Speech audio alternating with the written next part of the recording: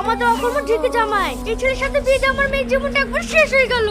আসো বাপ, ঘরে আসো। আপনার সাথে আমার একটু দরকার ছিল। কি দরকার বুঝতে পারছো না? দেখো আমার টাকা লেগে এসছে, একটা কাজ করবে না কিছু না, সারাদিন ঘুরে ঘুরে বেড়াবে। তুমি তোমার শাশুড়ির কথা কিছু মনে করে না বাপ। আমি এমনি আপনাদেরকে দেখতে আসলাম। শিক্ষিত ছেলে চাকরি পাবে বলে বিয়ে দিয়ে আজ আমার মেয়ের জীবনটা শেষ করে দিচ্ছো। যদি একটা বিদেশ ছেলের সাথে বিয়ে দিত তাহলে আমার মেয়ে একটু হলে সুখ পেত। জামাই, তুমি যেও না জামাই। জামাই, সারাদিন তুই কোথায় থাকিস রে? আমি একটা কাজে গেছিলাম। বাপটা যে সারাদিন ভূতের মতন খেটে হচ্ছে, সেদিন থেকে তোর আছে ওই টনির ছেলেকে দেখা কাজ করে কিভাবে বাড়ি ঘর করছে। তুমি ওকে এরকম করছো কেন? তো চাকরির পিছনে দিনরাত খাটছে। পেট ভূত মাথা থেকে নামি কিছু একটা কাজ করতে বলো, না হলে কিন্তু আমি ওকে আলাদা করে দেবো। এই বুঝ আমি আর টানতে পারছি না। তোমাকে যে জিনিসটা আনতে বলেছিলাম সেটা এনেছো? আমার কাছে এখন টাকা নেই। আমি ওসব কিছু জানিনি, আমার যেটা চাই তো চাই। তুমি এভাবে দুদিন করে আমাকে একটা জিনিসও কিনে দাও না। তুমি বউকে কোনো জিনিস কিনে দিতে পারবে না তো তোমাকে বিয়ে করতে কে বলেছিল? তোমার মধ্যে যে আমি বেঁচে থেকে মরে যাওয়া অনেক ভালো। আমাকে নিয়ে তোমাদের যখন এত সমস্যা, তাহলে এই বাড়িতে তোমরাই থাকো, আমি চলে যাচ্ছি। সেলিন নামে কলঙ্ক, সব সেল বেঁচে থাকার থেকে মরে যাওয়া অনেক ভালো। সামান্য 2 টাকা উপার্জন করতে পারিনি বলে আমি কারোর কাছে মানুষই না।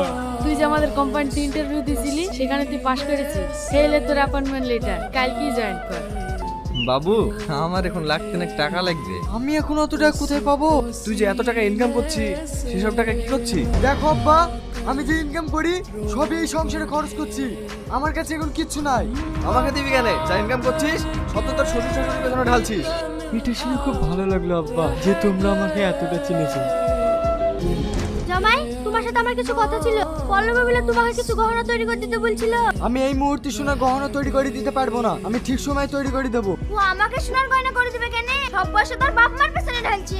আমি কি টাকার গাছ যে যখন লড়ে দেবেন তখন পাবেন? তুমি আমার মার সাথে এমন করে কথা বলছো কেন? আমার মা তোমাকে কি এমন খারাপ কথা বলেছে? আর তোমাদেরকে ঠিকই বলেছে। তোমরা জেনে জেনে আমার জীবনটা নষ্ট করে দিয়েছো। বাড়িতে কেউ আছেন? আপনাদের কিছু পার্সেল আছে। আমি তো কোনো কিছু অর্ডার করিনি, দেখি কি পার্সেল আছে। রিয়াজ চাচা, বাড়িতে আসো। রিয়াজের সঙ্গে দেখা হয়েছিল, তো আজকে আমেরিকায় চলে যাচ্ছে। এই লাও 3 লাখ টাকা। কি আমেরিকায় যাচ্ছে মানে? ও নিশ্চয়ই আমাদের উপর রাগ করে চলে যাচ্ছে, ওকে আটকাতেই হবে। বাবু, মা, তোমাদের সব আবদার পূরণ করতে হবে না। আমি এখানে যা ইনকাম করছি তোমাদের আমি কোনো চাহিদাই পূরণ করতে পারবো না। আমি তোমাকে বাইরে যেতে দেবো না, আমার কোনো টাকা পয়সা লাগবে না। তোকে বেশি ইনকাম করতে হবে না, তুই বাড়িতে থাক আর বাড়ি থেকেই কাজ কর। একটা ছেলের কষ্ট কেউ বোঝে না, না বাবা মা, না তার বউ, না আত্মীয় স্বজন। সবাই তাদের বিভিন্ন ধরনের চাইতে সবকিছু ছেলেটার উপরে চাপিয়ে দেয়, কিন্তু সে যে কি চায়, তার যে কতটা কষ্ট কেউ জানতে চায় না। কোনোদিন শুনেছো যে একটা মেয়ে সংসারে চাপে পড়ে